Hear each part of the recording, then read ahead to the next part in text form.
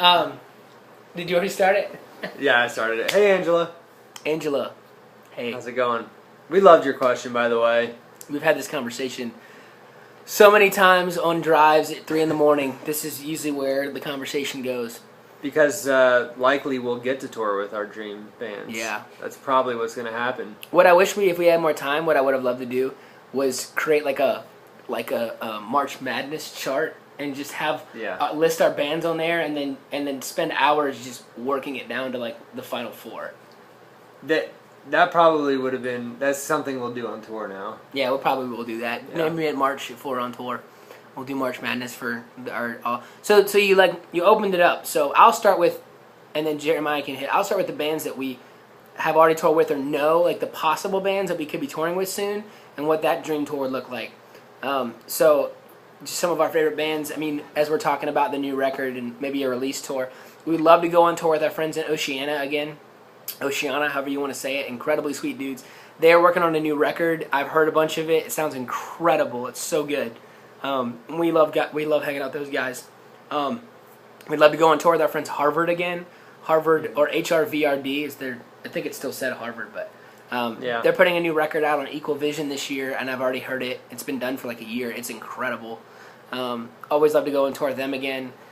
We've been playing catch-up phone tag with dudes in a band called Oh Brother, who we've become friends with. And incredible, encouraging, sweet dudes. Such a good band. They've already gotten to tour with a bunch of our favorite bands. But we've been trying to work a tour out with them. Love to go out with those guys. And then I'm just going to throw back in there the wild card for this mix would be for Mark to get his act together and for Cool Hand Luke to go back on tour with us. Would be incredible. We'll play for you. I mean, I don't know what it takes, Mark, but I mean, you've got a bassist and guitars here, so you don't really have an excuse anymore. Yeah. You've got a vehicle. You can play our drums. We can fit your drums. You know, whatever has to happen. So you just got to make the time and the effort, buddy. So yeah. So that would be the bands we know that we'd love to go back on tour with. And there's a lot of other great bands. Let's add Everything in Slow Motion there, because that'd be fun. Oh, yeah. Our buddy Shane from Hands just got started a new band called Everything in Slow Motion, and the stuff they've released so far is incredible. Yeah, check it out. And we've been toying with the idea of touring with our buddies in Florida Day for a long time, but that's probably never going to happen because they're a really big deal and we're not hardcore. But we might let them tour with us one time. But ultimately we'd just love to go on tour with all the Facetown bands, even though they're all hardcore bands, and it wouldn't be very wise. It would have been awesome to tour with Plea.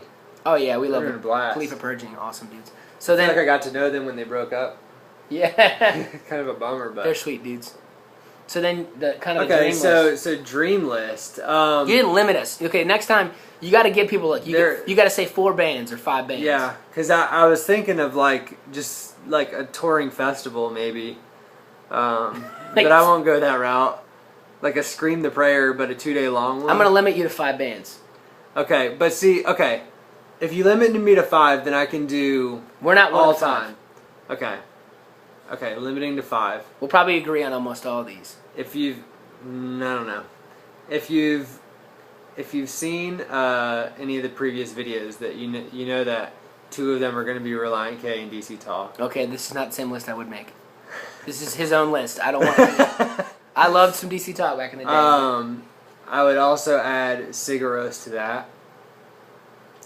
I would add. Don't think too long. Don't think too long. Foo Fighters I would add. And then the last one I'm going to go ahead and go with Impossible because gone, Rich Mullins. Nice pull. Now, I won't answer why on DC Talk and Relient K. They're just incredible. It should be obvious. Rich Mullins, just the chance to spend any time with him would blow my mind. I mean, we love him, and I just think his life just represented, modern day what looking like Christ looks like, and I would just love to learn from him. Sigur Rós, because my mind would be blown every night. We couldn't play that show. We couldn't play that show. We'd have to open. I would just go along for the ride and just listen to the other bands probably. But I'm sure touring with them would be really, really interesting.